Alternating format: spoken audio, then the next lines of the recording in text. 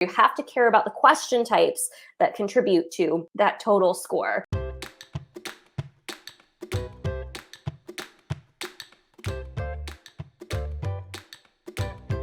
So I think schools have kind of an interesting thing ahead of them where they've got a few years coming up, especially this coming year where they have exams of both types. So I'm really interested to start seeing where percentiles fall for these various scores. I gotta say, I think part of the reason this new scoring is that 205, that 805 in 10-point increments, is so schools can tell what type of test you've taken at a glance, right? So if you have a 680, you took the classic version, all right? And you have to be compared on the classic version scale. Whereas if you have a 685, you took the new version and you have to be compared on the new version scale. So they won't necessarily compare as raw scores to each other because it's different content and it's likely going to be a different scale. So that's going to make it really easy for schools to tell, hey, what score means what. Let's see, maybe universities will look at these last classic tests with less of an eye on the sections being retired anyway. I mean, I think part of the reason that we've gone for this move is that schools were already not really looking with as much of an eye to those sections, right? So like AWA, IR, all are already less important because they're not part of that total score. And I think with this move, we're going, yes, no, you shouldn't be paying attention to AWA. It's not that important, but you should be paying attention to the questions from IR. And that's why those are being promoted to data insights. So maybe actually there will be more attention to IR. I don't know. We'll see. I can't say. it'll be up to specific admissions committees. But kind of a tricky thing about the question types being retired is that the schools aren't really going to see that.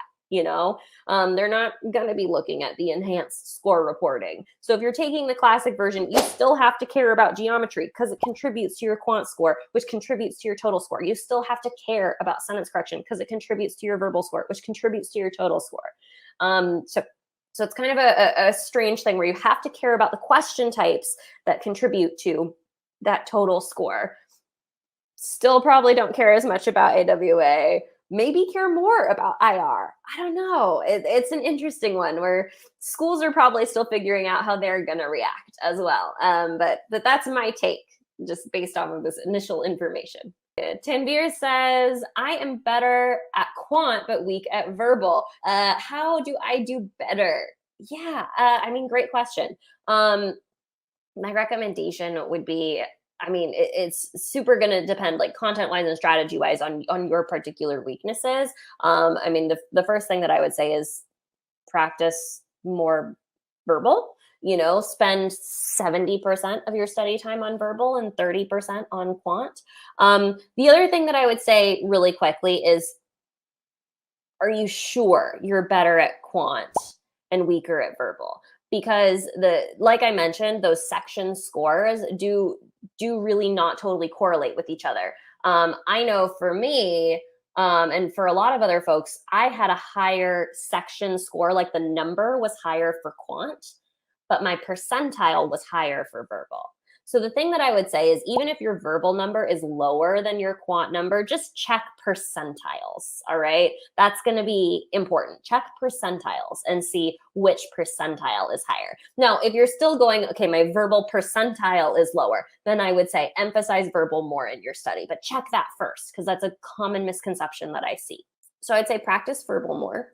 And then the thing that I would do is start to kind of get granular with it. Which questions are you missing more of? So are you missing more than half of, say, sentence correction, but less than half of reading comprehension and critical reasoning? That would mean that you are performing at a higher difficulty on reading comprehension, critical reasoning, and your sentence correction performance is pulling you down. So there I would go, you would want to be focusing more on sentence correction.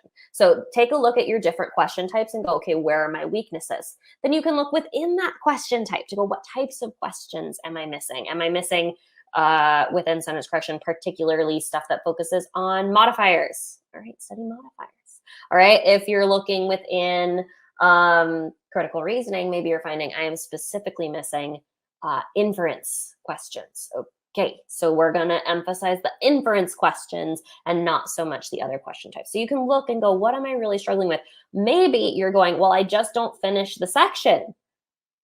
Okay, so then we need to practice our strategy around when am I going to give up on questions? When am I going to move on sooner? Maybe I need to work on my strategy of I need to get through my passages faster because I'm spending too much time reading every single word of the passage when really I should be getting the gist of the passage. Or maybe I'm skipping the passage, jumping straight to the questions, and that's actually wasting more time.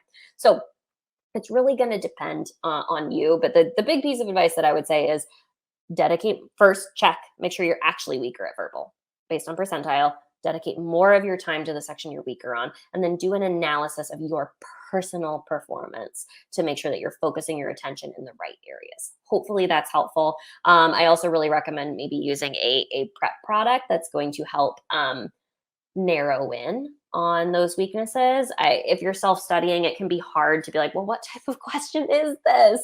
How do I get materials specifically on you know, assumption questions or on paradox questions or on parallelism. How do I do that? That can be hard when you're self-studying. A product like Magoosh, where we break down the content into specific lessons, into specific question types, we allow you to practice specifically what you're struggling with, can make it easier to do that more personalized prep that can really help you get the most out of your time.